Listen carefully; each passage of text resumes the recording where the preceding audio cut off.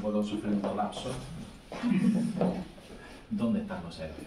Pero voy a empezar con una frase que fue la que me sirvió de inspiración para el título de esta charla. Ubi sunt qui ante nos in hoc mundo fuere. O traduzco. ¿Dónde está quienes vinieron antes de nosotros? Ubi sunt fue el leitmotiv que nos ayudó a preguntarnos dónde están los héroes. ¿Dónde están? ¿Por qué son necesarios los héroes? Mira, desde hace mucho tiempo, ¿no? Desde que empezó Nueva Acrópolis en su andadura, allá por el año 57 hasta ahora, siempre creo que nos hemos propuesto no solamente poner en valor la filosofía, sino lo que la filosofía propone. Ahora la filosofía está de moda, ¿sí? Fijaos, digo, desde el año 57. Antes, no sé, hace 10, 15 años tú decías, oye, voy a hacer un curso de filosofía, y hay gente que decía, ¿y eso qué es? ¿Para qué sirve? Ahora, después de vivir una pandemia, después de vivir momentos complejos, la gente le vuelve la cara a la filosofía. Y eso está fantástico. Pero lo que es importante no es la filosofía en sí, el hecho de pensar nada más. Lo que es importante es lo que la filosofía propone.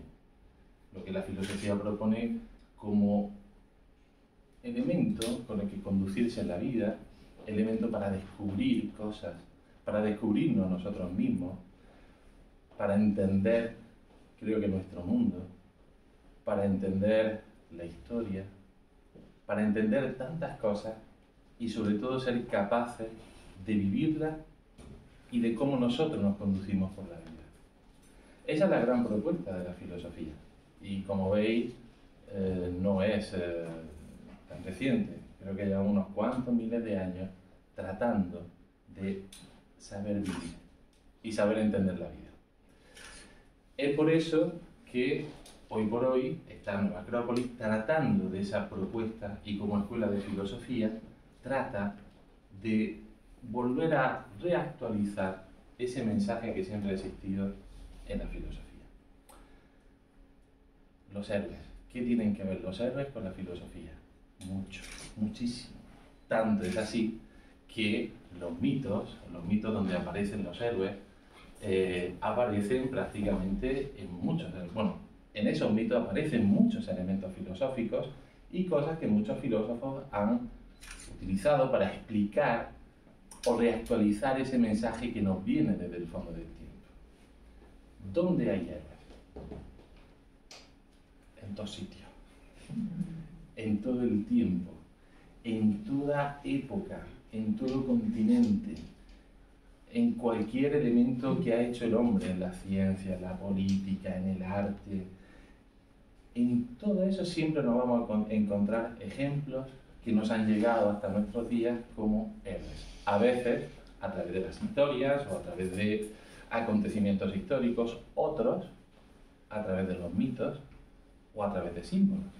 Los mitos, sabéis que a veces mezclan un poco la historia con un elemento que tiene más una enseñanza trascendente que otra cosa. Pero ahí tal vez está la gran particularidad de entender qué es esto del héroe. Porque claro, para no sé qué idea tenemos o qué idea maneja todo el mundo del héroe. A veces, los que son enamorados del mundo clásico, pues pensarán en Aquiles, pensarán en Héctor, pensarán en los hermanos Ajax o pensarán en Hércules. Y habrá otra gente que, dado que hay ahora mismo una gran proliferación del cómic y de determinadas series, pues pensar en Superman, no sé, Linterna Verde o Spiderman, ¿no? De héroes del celuloide, que están fantásticos, pero, oye, que también siempre nos despiertan, o en todo ello siempre hay un elemento común, si os dais cuenta. Hay una ética o hay una serie de principios y valores que definen. Y eso es muy interesante, eso es tremendamente filosófico, muy filosófico. Porque si no, ¿de dónde sacamos todo eso? ¿Por qué un héroe siempre defiende la verdad, la justicia, defiende al débil? ¿Por qué? Probablemente es porque sea un anhelo humano, Yo creo que sí. Por eso nos lo encontramos de mil formas. Tanto es así que hay un señor fantástico que escribió un libro muy recomendable, que es El héroe de las mil caras, de Joseph Campbell, conocido por algunos, pero lo interesante que nos dice este hombre en el libro es que probablemente la figura del héroe sea solamente una. Por eso tiene mil caras, mil maneras de mostrarse en función del momento histórico, en función también un poco de la imaginación de ese pueblo, en función de lo que se quiere realzar del ser humano en sí. Pero ahí siempre nos vamos a encontrar eso, un elemento común. Un elemento común y además común en todo el orden. Es decir, es casi un elemento universal. Un chino y un indio y un norteamericano se pueden reconocer en la figura del héroe, independientemente de su cultura, independientemente de su lenguaje. Y eso es muy interesante, porque empezamos a encontrar con elementos universales, elementos que responden netamente al ser humano. Ya no depende tanto ni de la condición económica, ni de la condición social, ni de otros condicionantes que existen en nuestro mundo y que han existido a lo largo del tiempo y existirán a lo largo del tiempo. Pero hasta en eso nos vamos encontrando, ¿sí? Por lo tanto, creo que ver este elemento del héroe desde un punto de vista filosófico nos puede ayudar muchísimo a encontrar esos elementos universales, donde podemos reconocernos todos. Y cuando digo todos, es todos. ¿Sí? Por eso es tan interesante preguntarnos dónde están los héroes. Probablemente esta pregunta la responderemos al final. ¿Por qué? Porque, ¿qué entendemos por héroe? Yo he traído a alguien conocido por todos, que es Platón, donde en un diálogo el Cráquilo nos da una definición de qué es el héroe. Y además él nos viene a traer una etimología ática, es decir, una etimología griega. Os la leo. En ese diálogo, en un fragmento, que además el Cráquilo os lo recomiendo porque es muy divertido, es precioso porque describe muchas de las etimologías griegas, ¿sí? Palabras que no han llegado ahora, y ahí vamos a encontrar elementos muy, muy útiles y además que nos van a servir para entender también incluso nuestras palabras, que a veces no sé si todos entendemos lo mismo. Fijaos, el héroe. ¿No sabes qué son los héroes? ¿No sabes que los héroes son semidioses? Y Hermógenes le pregunta, ¿y qué? Sócrates le responde, todos sin duda han nacido del amor de un dios por un mortal o de un mortal por una diosa. Con que si observamos también esto en la lengua ática arcaica, lo sabrán mejor, te pondrá de manifiesto que en lo que toca al nombre, está muy poco desviado del nombre del amor, Eros, del cual nacieron los héroes. Para aquellos que, a lo mejor Eros, a algunos suena raro, conocemos más por el nombre romano que es Cupido, pero es el mismo símbolo, ¿sí? Eros, Cupido. Pero Eros es la raíz de ese elemento héroe. Interesantísimo. ¿Qué nos describe aquí nuestro queridísimo Platón a través de Sócrates en un diálogo? Que probablemente el héroe es una mezcla de dos naturalezas. Eso coincide con la definición que nos dicen del hombre en tanto la filosofía clásica como la filosofía oriental. Que el hombre es un elemento complejo, muy complejo. Tan complejo que no lo entendemos ni a nosotros mismos a veces. O casi siempre. No, somos complejos. ¿Pero por qué? La complejidad no la define aquí Platón. Porque hay dos naturalezas aparentemente opuestas, que es ese elemento mortal y ese elemento divino, y cómo esa conjugación, de ahí surge el héroe, o en una clave también el hombre, que tiene que descubrir esa parte trascendente. Es tan interesante, y os lo digo por esa concepción filosófica que también hay del ser humano, porque en el héroe, además, dice, bueno, entonces, si el héroe es muy parecido al hombre, ¿cuál es la diferencia entre ellos? Que en realidad el héroe empieza a percibir esa parte divina dentro de sí. Empieza a percibir que hay algo que tiene todo el mundo, pero él lo percibe. Empieza a ver que tiene que llegar a eso. Tiene que despertar ese elemento divino que hay en él. Pero fijaos, ¿hasta qué entendemos por lo divino? ¿Qué entendemos por aquello que no percibimos, que no sabemos si existe, que incluso la filosofía llega planteándose qué es el alma, qué es lo divino, qué es el teos en nosotros? ¿Sí? Platón en ese mismo diálogo también nos define qué es la palabra teos, lo cual es súper interesante, porque la palabra teos es la palabra que nosotros utilizamos de Dios y por lo tanto que de ahí viene lo divino, ¿sí? De ese elemento teos. Pues fijaos, Platón dice que teos es lo inapresable, aquello que está literalmente traducido del griego arcaico a la carrera. Porque decían que los griegos en un momento veían divinos los elementos como el sol, la luna, las estrellas, y cómo todo eso que le otorgaba un poder divino, porque de ahí procedía la vida, ¿sí? Del sol obviamente, de la luna porque rige muchos de los elementos biológicos de la propia vida, las estrellas que nos fascinan a todos y no sabemos muy bien por qué, pero ante un cielo estrellado hay algo que nos conmueve. Todo eso Platón lo define en esa lengua ática arcaica, que es lo inapresable, aquello que por mucho que tú corras detrás de ello, nunca llegas a alcanzarlo. Eso era teos. Pero también lo que provoca en el hombre ese contacto con teos. Hay algo que le hace percibir lo trascendente en él, porque comparte esa naturaleza que ve. Por lo tanto, el héroe es aquel que empieza a tener conciencia de ese elemento divino, de ese elemento trascendente.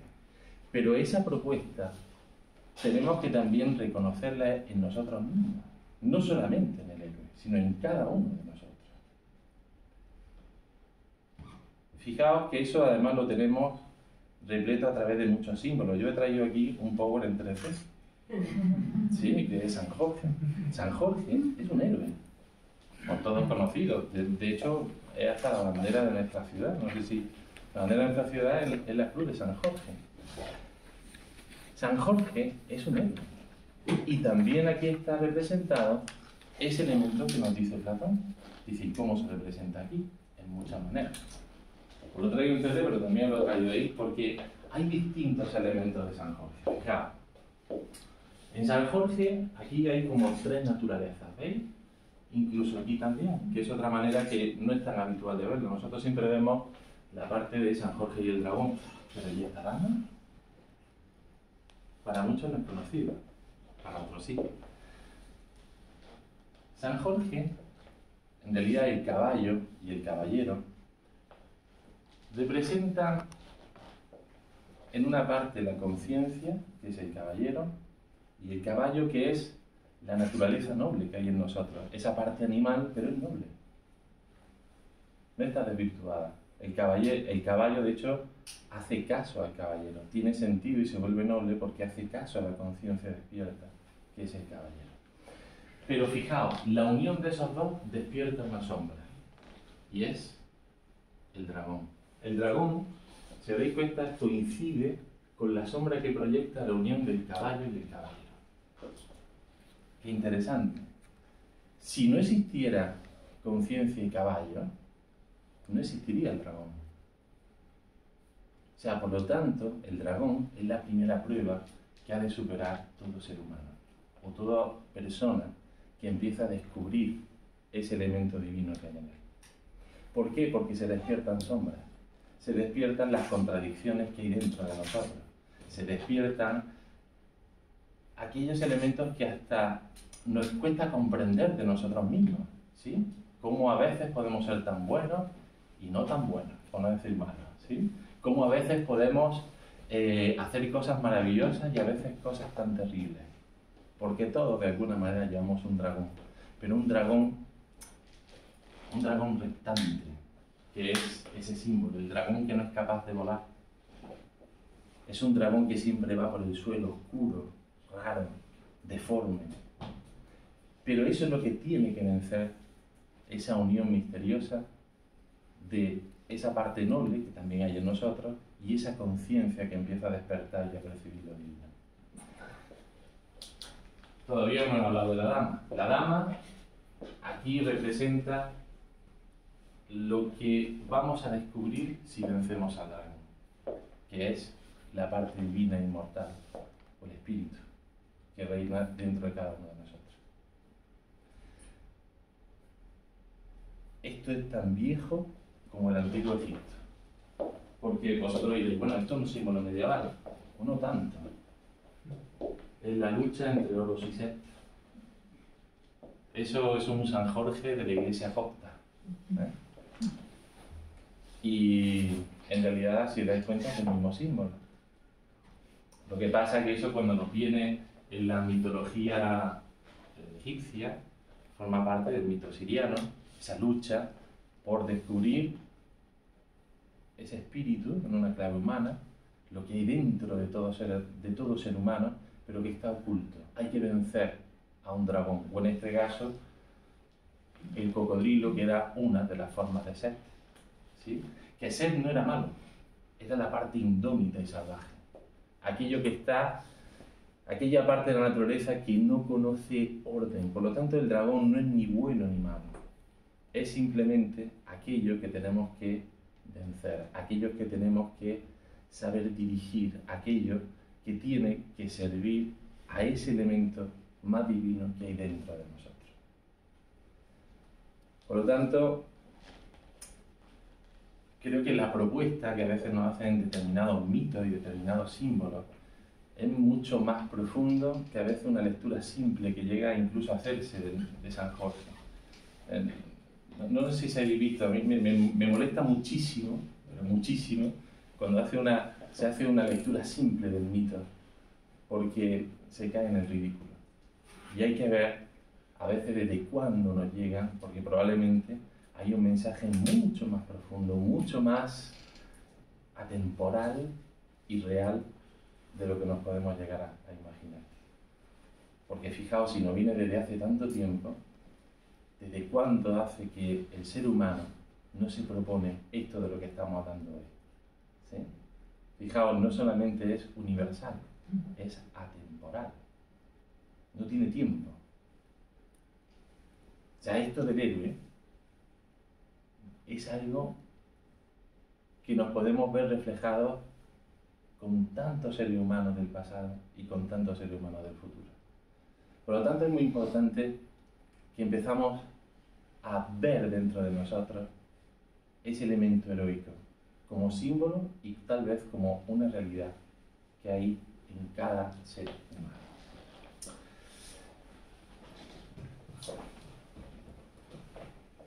Pero lo importante de todo esto, lo importante de todo esto es si nos identificamos con el héroe, ¿no? Porque claro, yo entiendo que a veces, oye, sí me identifico porque me he visto como un héroe. Hombre, no es cuestión de ir por la calle con una capa, con una malla ajustada, con una armadura, o o ir a caballo. No se trata tanto de eso, ¿sí? No sé si habéis visto algunas veces las reuniones de las Comic Con, ¿no? De que va todo el mundo. No se trata de eso. Creo que la propuesta, o muchas veces el elemento de la identidad, ¿sí? Que creo que es un elemento que preocupa muchísimo a la gente, especialmente a la gente más joven. Preocupa mucho la identidad, ¿quién soy? Pero claro, para llegar a la identidad tenemos que recorrer un largo camino, o un camino precioso que es el de la identificación. Me identifico con el héroe, me identifico con esa realidad de la que me hablaba Platón. ¿Soy realmente esa unión de esas dos naturalezas? ¿Hay en mí ese elemento divino, ese elemento trascendente? ¿Reconozco lo trascendente en la naturaleza y en lo que me rodea, en los acontecimientos? Me pregunto por todo aquello que nos acontece, si realmente hay algo más allá de lo que solemos ver. Esas preguntas forman parte del camino de la identificación. Forma parte de ese ir al quién soy yo, ¿sí? Al quién soy yo. Y lo necesitamos tremendamente. Los griegos nos ayudaban en que era necesario tener un tipos, un tipo, tener un molde, una idea, un ideal sobre el cual proyectar o sobre el cual proyectarnos, ¿sí? Ahí tenéis a dos estatuas que me encanta, que es el Kouros y la Coré, que son como seres humanos que están congelados en el tiempo. No se sabe si son jóvenes, si son viejos, o si son adultos. Incluso hasta su efigie, que sabemos que griega, es medio griega, medio egipcia, una cosa extraña, ¿sí? Pero reflejan o trataban de simbolizar un tipos, una idea, un elemento, un molde sobre el cual el hombre debería de proyectarse. ¿Qué es lo que trataban de hacer con todo eso? En realidad, ¿qué es la propuesta filosófica? Cuando nosotros nos imaginamos al héroe o a ese hombre con mayúsculas, ¿qué virtudes le ponemos? ¿Cuáles son los elementos en los cuales nos identificamos todos? Porque esto es un elemento interesante. Si todos queremos justicia, si todos queremos verdad, si todos queremos belleza, si todos queremos cultura, todos entendemos lo mismo por cada una de las cosas, todos tenemos el mismo tipos sobre el cual proyectarnos. Creo que esa es una gran propuesta humana. Si no nos ponemos de acuerdo en qué es la belleza, ¿cómo vamos a mirar todo hacia lo bello? Si no sabemos ponernos de acuerdo en qué es aquello que es bueno para cada uno de nosotros, o que es bueno para la humanidad, ¿cómo vamos a buscar la bondad? Necesitamos tener un tipos, necesitamos tener una idea, o necesitamos tener un ideal, que es lo que también nos han propuesto todos los grandes filósofos de todos los tiempos. Necesitamos un ideal. ¿Qué es un ideal? Eso, una idea viva, una idea que no solamente nos ayude a pensar, sino que nos ayude a vivir y sobre todo a dirigir nuestra vida en un sentido. Que nuestras acciones tengan un sentido. Que todo aquello que nos propongamos tenga un sentido. Pero no cualquiera, no, un sentido trascendente. Un sentido que nos ayude a conjugar esos dos elementos que hay en nosotros, esas dos naturalezas que hay en nosotros. Que incluso nos ayude a superar nuestras propias contradicciones. Que no pasa nada por el hecho de tenerlas. Lo que hay que saber es resolverlas. Hay que saber conjugarlas. Hay que saber vencer a los pequeños dragones que cada día tenemos. Había una filósofa que decía, más que dragones tenemos lagartijas. Porque a veces lo que más nos cuesta que es el día a día, lo cotidiano, ¿sí? A veces uno piensa, ¿dónde está el dragón? El dragón está en las pequeñas cosas. En saber ser bueno, bello, justo, todos los días de nuestra vida. Para eso necesitamos una dirección clara, una dirección definida, algo que nos ayude a identificarnos para saber quién soy. Para saber quién soy. O quiénes somos, que eso también es interesante. Aquí os traigo también otra cosa bellísima, porque aletheia, o aletheia, creo que se pronuncia, es la palabra que utilizaban los griegos antes de filosofía. ¿Sabéis? Aletheia. ¿Qué quiere decir aletheia? Desvelarse, saber descubrir la verdad que hay en todas las cosas, saber descubrir la verdad que hay en nosotros mismos. Hoy traigo esa imagen que es la verdad saliendo del pozo. Me ha encantado cómo quieren que esté en el pozo y el descubrimiento de la verdad. o el triunfo de la verdad. Creo que eso está en Bretaña y esto no recuerdo el museo. Le Triomphe de la Vérité. Bellísimo. Fijaos qué elemento, creo que lo he hecho bien. Gracias. Incluso yo. Incluso no ha venido. Me emociono. En las dos coincide una cosa que es el elemento del fuego, o del espejo que refleja el sol. ¿Veis? A veces los símbolos nos revelan cosas. No sé si os pasa cuando habéis visto esas dos figuras femeninas tan bellas, y algunas de esas están saliendo, ¿sí? Revelándose incluso.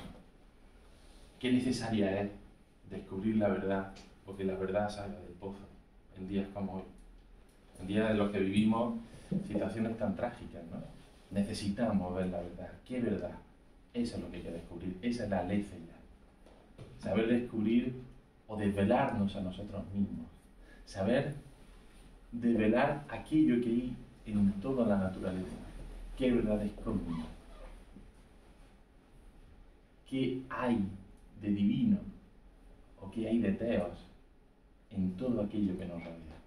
Hasta en las circunstancias que podemos vivir todos los días. Detrás de todo eso hay una oportunidad para descubrir y desvelar la verdad. Quedaros con esa palabra, aletheia. Es la que se utilizaba antes de filosofía. Filosofía es la búsqueda de la verdad, ¿no? Aletheia es esa desvelar la verdad. Toda esta propuesta que nos hacen, ¿para qué? Para que entendamos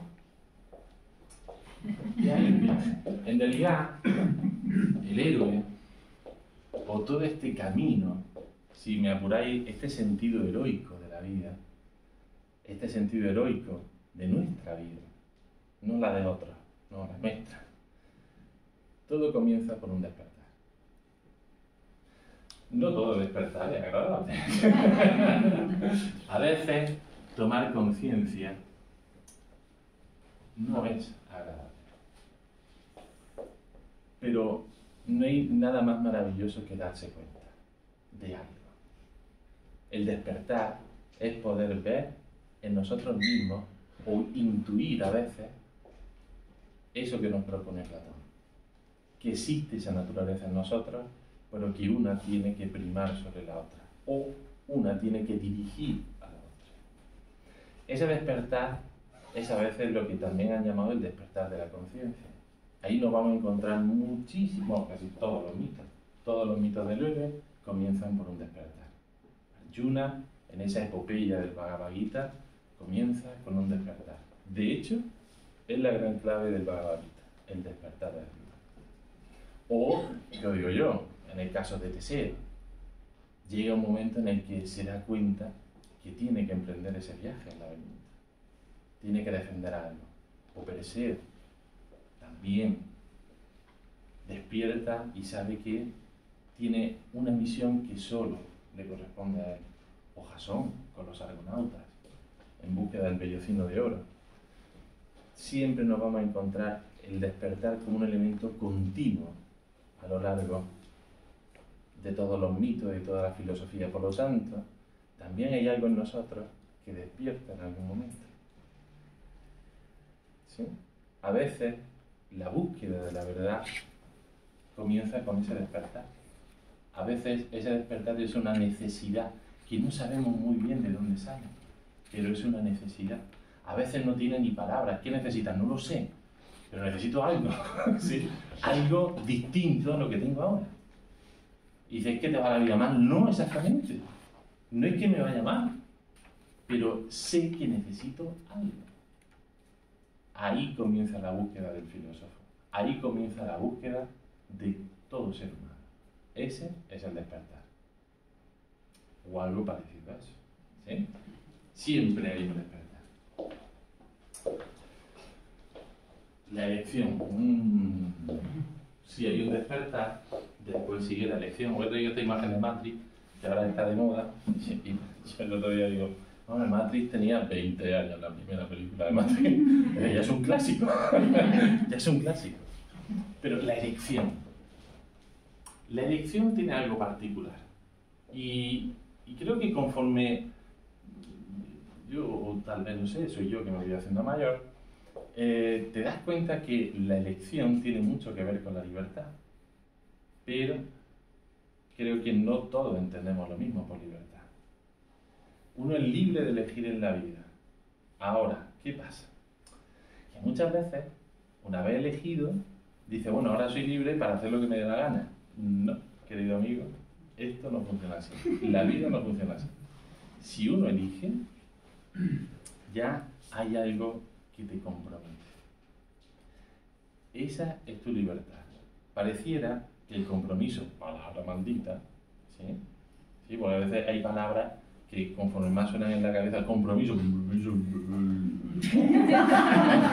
empiezan a rebotar, ¿no? Entonces, el compromiso, no es así, no es así.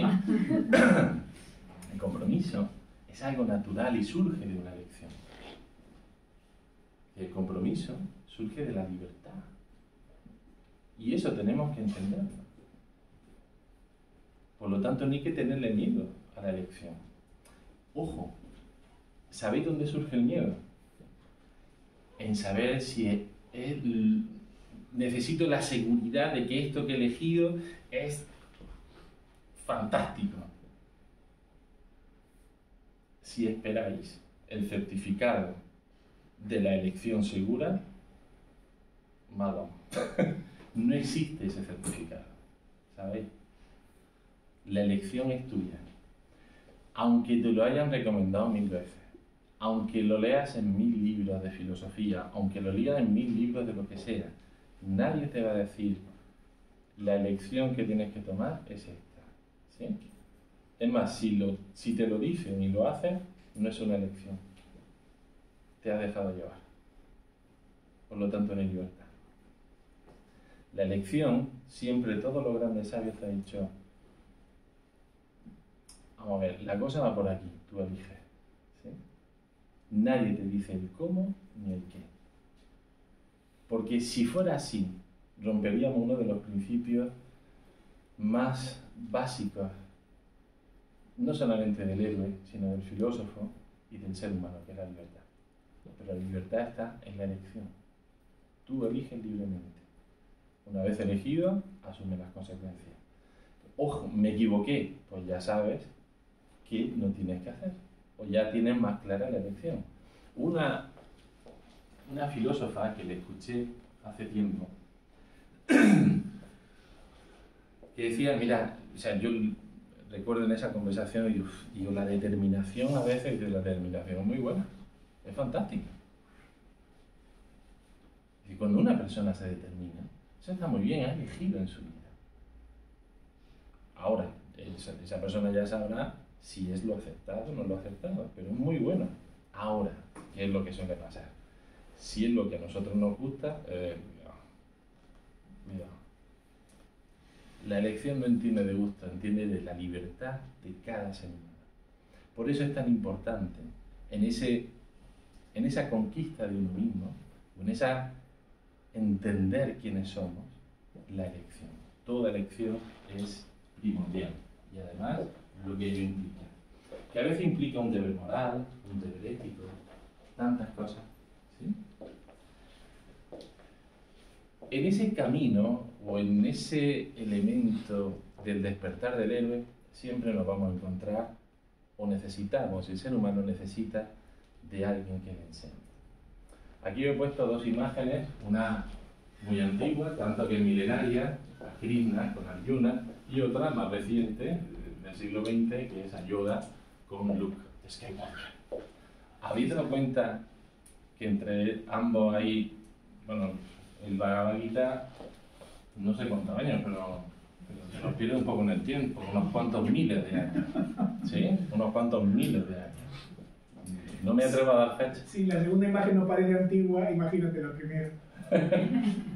Y esta es de los años 80. Bueno, de los años 70 creo que le conocí. Pero, ¿no veis que es lo mismo? Lo mimitico. Detrás de todo eso hay una verdad diferente.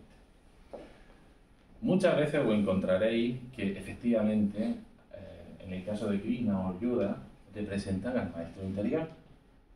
Pero eso ocurre una vez que hemos descubierto a lo divino que hay en nosotros. Cuando comienza toda búsqueda, cuando comienza todo ese camino heroico, necesitamos de alguien que nos enseñe. Necesitamos de alguien que nos transmita su experiencia. ¿Sí? Ese que nos transmite su experiencia no nos va a decir lo que tenemos que elegir. Nos va a decir, la elección es tuya, pero siempre nos va a aconsejar. Una de las cosas del mito de Arjuna es bellísimo porque cuando vemos en el Bhagavad Gita todo el proceso que hay en Mahabharata, cuando se va a dar un gran conflicto, los dos que entraban en liza, que era la tribu de los Pandavas y la tribu de los Kauravas, van a buscar a Krishna. Krishna, que bueno, es un dios, Krishna tenía dos cosas, o ofrece dos cosas a esos dos enemigos que iban a entrar en conflicto. A los dos le dice, yo te ofrezco, puedo ofrecer dos cosas, mis ejércitos, que es el mejor de los ejércitos, y mi consejo. Los Kauravas eligieron los ejércitos y los Pandavas eligieron el consejo de Arjuna, pero el consejo de Krishna. Y fijaos, antes de entrar en liza Arjuna, que tiene que librar un conflicto importante, toda la obra del Bhagavad Gita, que es el consejo de su maestro. El consejo de su maestro de por qué tiene que elegir, el por qué ha de enfrentar aquello que tiene que enfrentar. A veces el conflicto dentro de nosotros mismos es inevitable, porque tenemos que vencer a un dragón. ¿Sí? Es un conflicto inevitable. Ojalá, pero parece ser que en la vida, si os dais cuenta, siempre existe el elemento, ¿por qué tengo que enfrentar esto? Porque es lo que te corresponde. ¿Sí? Cada vez que uno tiene que subir un escalón, tiene que hacer la fuerza necesaria para subir un pie y otro. Subir solo, uno no sube la escalera solo, ¿sabéis? No es muy difícil, salvo que sea una escalera mecánica, pero en realidad todo en la vida requiere de un paso, y de otro, y de otro. Esas son las pequeñas pruebas que tenemos que vencer. Esos son los pequeños dragones que tenemos que vencer. Pero además, para dar los pasos, necesitamos saber dar los pasos adecuados. No perder el tiempo, no perdernos por los caminos. No perdernos en determinado pericueto que a veces nos suele pasar porque la mente nos juega malas pasadas, ¿sabéis? Todo el mundo tiene claro qué camino tiene que coger si va de Almería al Cabo de Gata, ¿sí? En teoría. Después resulta que si nosotros nos damos cuenta cómo funciona nuestra mente, nuestra psique, dice, yo voy para allá, sí. Y después cuando te pones a caminar, dice, uy, qué flor más bonita, mira qué monte más bonito, uno monte. Y después ir al monte y dice, uy, tenemos un bar, qué bonito, y después el Cabo de Gata, ¿dónde queda? Ah, que íbamos al Cabo de Gata y estoy por el Ix, no nos hemos despistado, ¿no? Es así. Si no, fijaos lo que hace nuestra mente en el día a día con nosotros.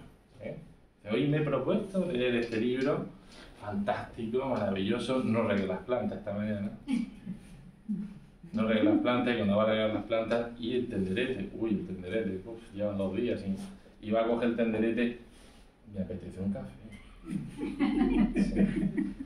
Y después cuando va por el café y unas tostaditas, en fin, a veces somos así. Os pongo este ejemplo un poco, pero fijaos a veces por qué el derrotero nos lleva a la mente, ¿sí? Por eso a veces necesitamos un maestro, o necesitamos alguien que nos recuerde cuál es el camino que hemos elegido. Todos necesitamos alguien que nos enseñe. Todos tenemos un ejemplo, alguien que nos sirve como referencia, alguien que tiene más experiencia que nosotros en vivir determinadas ideas. ¿Sí? Todos lo necesitamos. Por eso es tan importante los ejemplos u otros héroes que nos han precedido. Aquí tiene más sentido, ¿no? ¿Dónde están los que nos precedieron? Porque aquellos que nos precedieron, algunos, lo tenían bastante más claro que nosotros. ¿Sí? A veces la tecnología nos ha despistado demasiado. Creemos que la tecnología no va a solucionar el tema y no hemos olvidado que somos humanos. No somos chips, no somos perfiles de una red social, no somos una foto, somos otra cosa, distinta, bastante distinta. Bueno, ¿qué más? ¿Qué más nos puede traspasar el umbral? Sí, ciertamente. Hay un momento en el cual se traspasa una puerta de no retorno. Eso es verdad. Aquí, esta escena, no sé si la recordáis de Señor del Anillo, aquí es donde están comenzando el viaje, ¿sabes? Cuando salen de la aldea.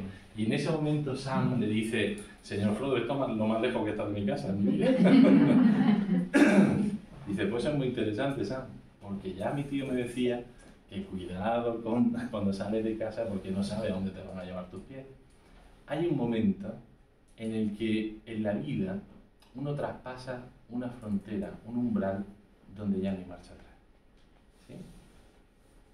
Y eso es muy interesante también, porque eso nos da una cierta tranquilidad y una cierta seguridad, aunque a la vez también se mezcla con una cierta incertidumbre. Porque ¿qué nos va a pasar a partir de aquí si yo no conozco qué es lo que hay? ¿No?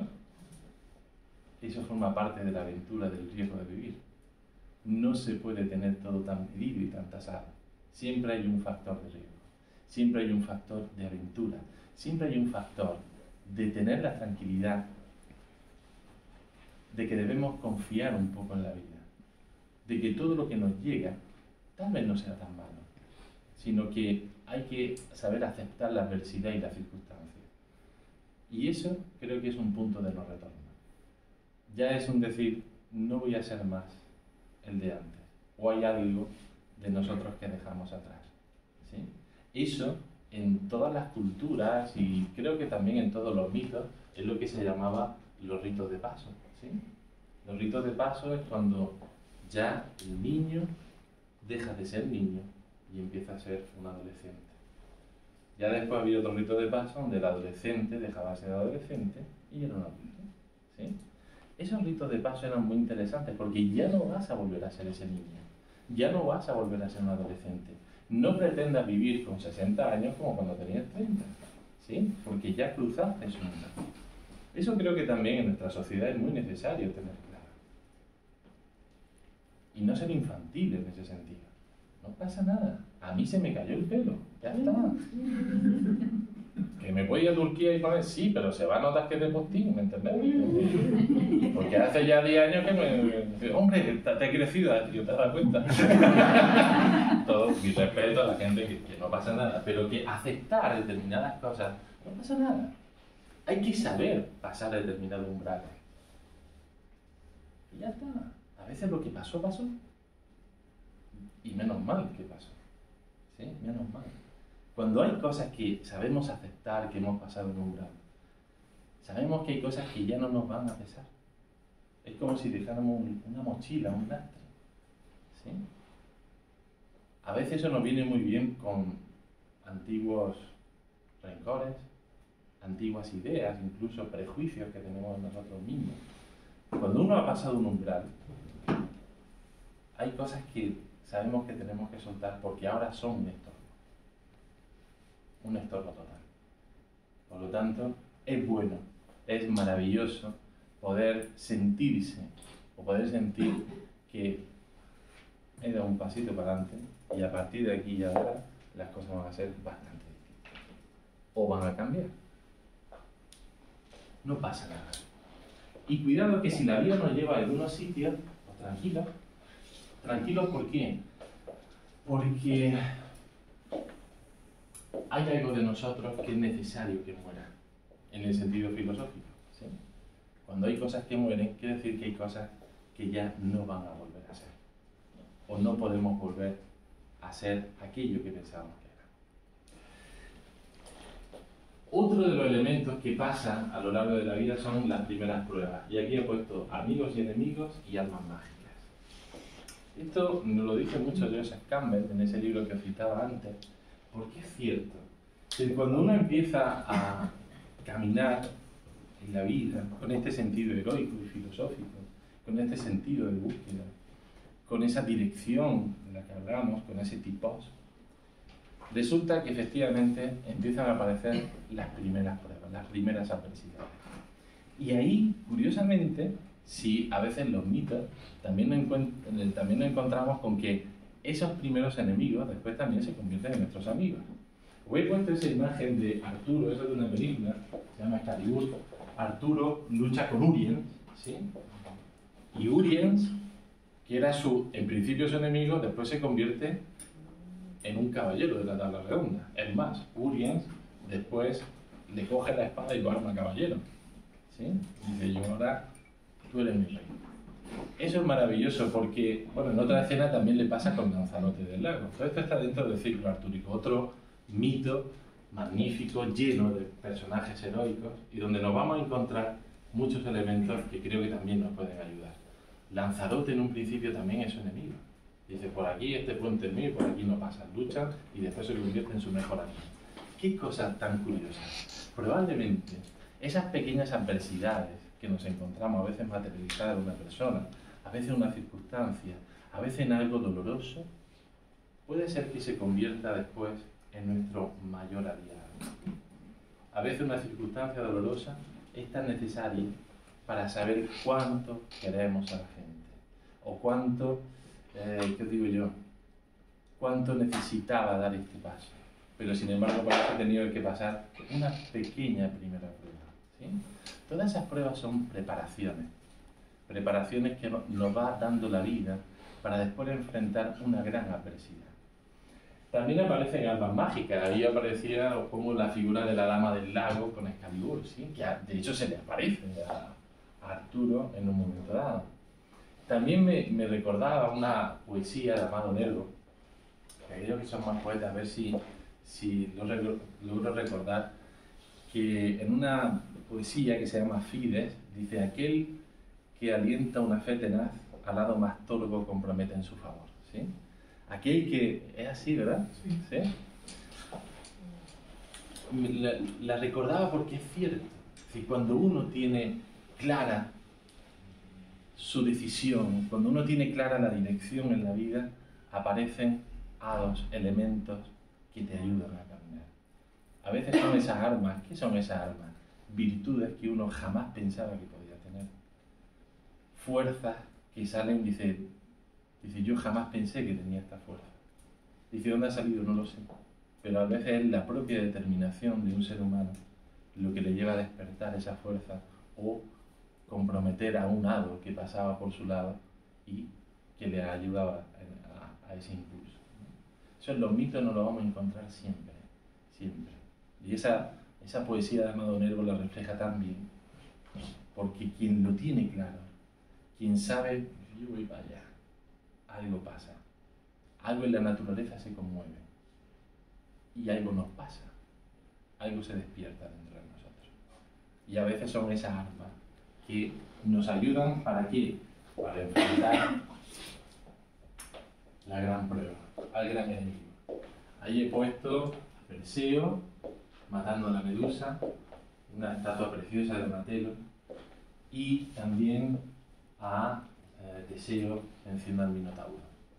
Todas esas pequeñas pruebitas, todos esos pequeños elementos cotidianos, todos esos elementos que parecen que tenemos que ir superando y que nos cuestan, es la gran preparación para enfrentar una gran prueba, al gran enemigo, o aquello que más nos cuesta.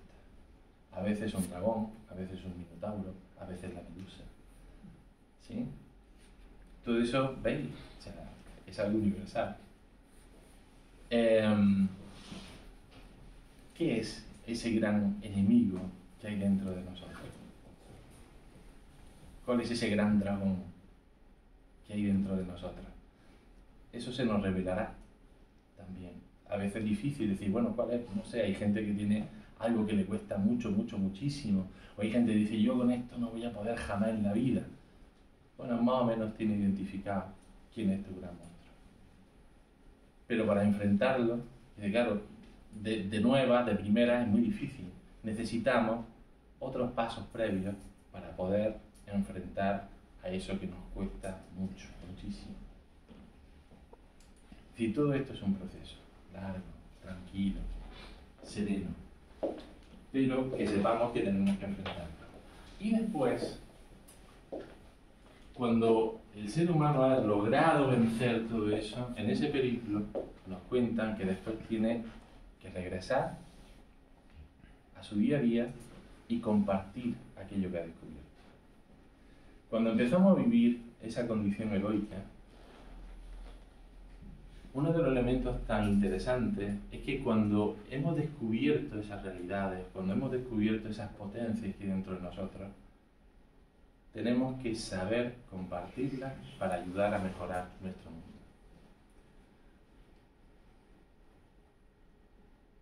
Por eso, ¿dónde están los héroes?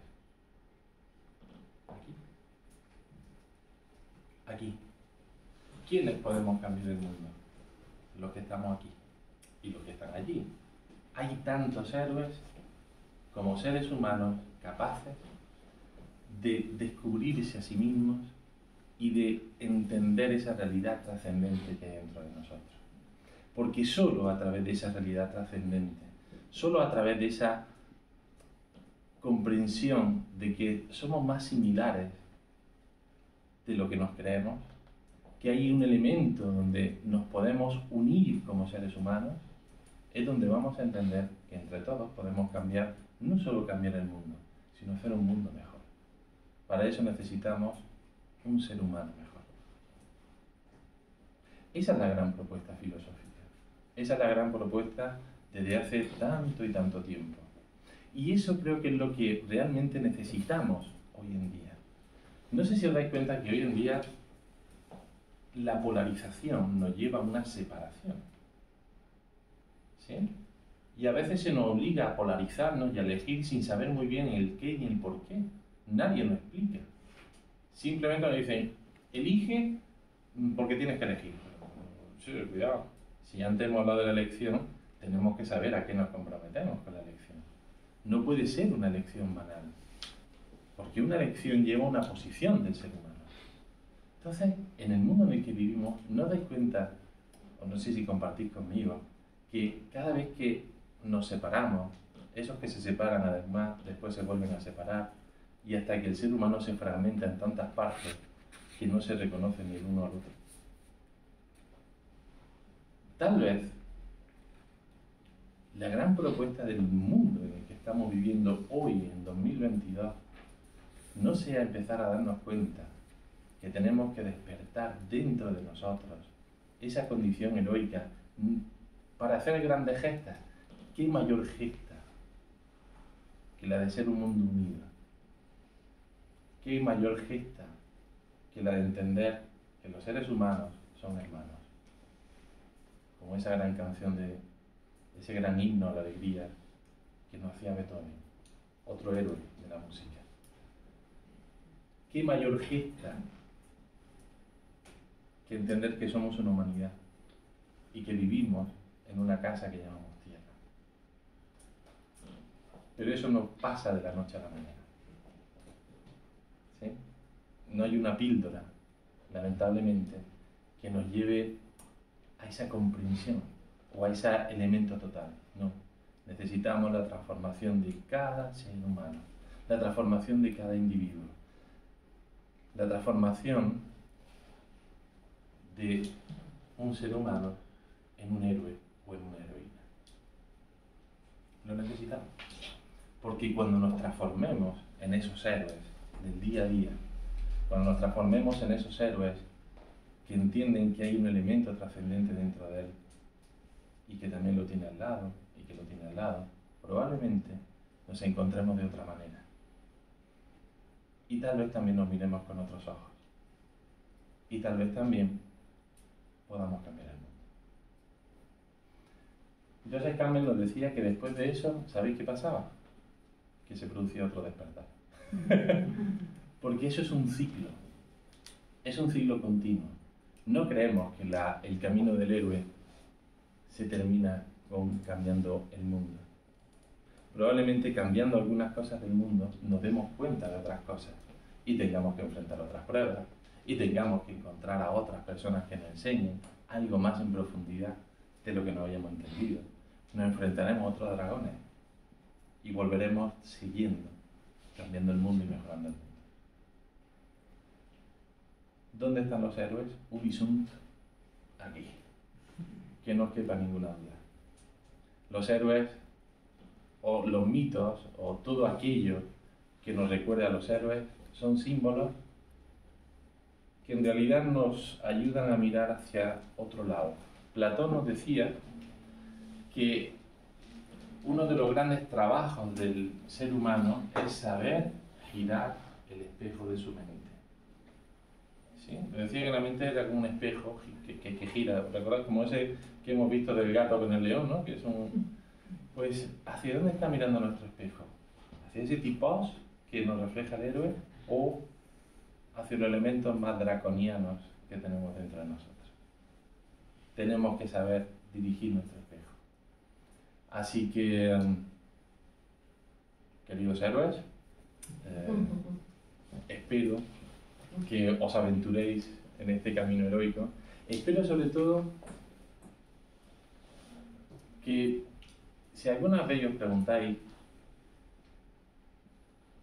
¿qué puedo hacer? Busquéis la filosofía. La filosofía nos da muchas respuestas y muchas claves. Una de las grandes virtudes de la filosofía es que nos ayuda a orientar nuestra vida y sobre todo a que sepamos vivir de una manera heroica. Creo que la condición heroica es muy necesaria, hoy por hoy más que nunca. Y esto es todo lo que tenía que contar de los héroes. No sé si he respondido la pregunta de la conferencia, espero que sí. Y no sé si de esto que os he comentado queréis hacer alguna pregunta o lo comentamos en el bar tomando más tarde. Totalmente a vuestra disposición. Yo voy a beber un poquito de agua.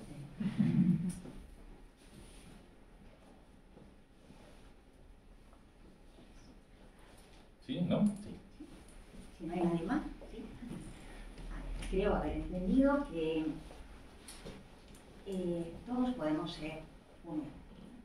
¿Por qué? Porque todos tenemos en nosotros esa doble naturaleza, como nos has comentado también. Creo, o a veces me parece, que el vivir con esa doble naturaleza no siempre es fácil de llevar. Tal vez nos podrías decir aconsejar algo, porque muchas veces pensamos que tenemos que matar ciertas cosas para poder mirar mejor hacia arriba. Haciendo eso a veces nos hacemos daño. Es una condición que es algo incómodo en nosotros, ¿no? No sé si me estoy explicando. Perfectamente. ¿Entendéis la pregunta esa? Sí, ¿no? La pregunta es muy amplia, o sea, sí. Pero si nos pudieras decir un poco acerca de cómo, en nuestro día cotidiano, cómo conseguir eso, sin sufrir demasiado. Una gran pregunta, muchas gracias. Creo que una de las claves, no me voy a inventar nada, no voy a ser original. Creo que una de las grandes claves es la comprensión. Tenemos que comprender nuestra naturaleza díscola, por decir, ser amable. No siempre comprendemos aquello que nos traba en nuestra vida. No siempre comprendemos las causas que lo ha provocado. Y entonces comprender esa naturaleza, por decirlo de alguna manera, inferior, o que en realidad va un poco a su aire. Es decir, creo que no hay cosas malas en nosotros. Creo que hay cosas que no están educadas, ¿sí? No están direccionadas, no sabemos muy bien qué nos pasa. Por eso tampoco queremos cambiarlo sin saber comprender el porqué. Eso es así. Había un filósofo Sirán que decía, esto es como la pereza, ¿no? Yo quiero dejar de ser perezoso, pero si no comprendo la naturaleza de mi pereza, es muy difícil, porque dejaré de ser perezoso unos días, pero no he logrado transformar la causa que me provoca la pereza. Entonces, comprender esa naturaleza tal vez nos lleve a dejar de ser perezosos de una forma natural y sin dolor. Pero comprender esa naturaleza es fundamental. Así con tanto esas pequeñas lagartijas que tenemos, ¿no? Por no decir los grandes dragones. Esas pequeñas lagartijas que a veces nos dificultan tanto, o esas primeras pruebas, necesitan de esa comprensión propia de nuestra naturaleza. No enfadarnos, no ser violentos con nosotros mismos, no ser mordaces, que a veces somos muy mordaces, es que soy un desastre. Oye, ¿por qué no un desastre? ¿No? ¿Por qué? Y comprender la naturaleza del por qué no un desastre. A lo mejor es un desastre en unas cosas y en otras cosas no. Si soy un desordenado, eres desordenado con lo que no te gusta, con lo que te gusta suele ser muy ordenado. Muy ordenado. O, ¿qué os digo yo? No sé, con tantas cosas. Comprender eso es el elemento fundamental. Y a veces para comprenderlo necesitamos de tiempo. Necesitamos saber observarnos desprejuiciadamente, liberarnos también de nuestros propios prejuicios. Son muchas cositas. Pero es un trabajo tranquilo, sereno, es lento, pero ya os digo, es decir, no existe una receta, existe una actitud. Y esa actitud de comprensión es fundamental, muy necesaria. Gracias a ti, yo creo que ¿Sí? puedo agradecerte de parte de todos esta charla, ¿verdad? Porque nos ha dado mucha esperanza. Verdaderamente la respuesta de Jesús es, o de la filosofía es que está aquí, donde están aquí. Así que bueno, gracias por esa esperanza.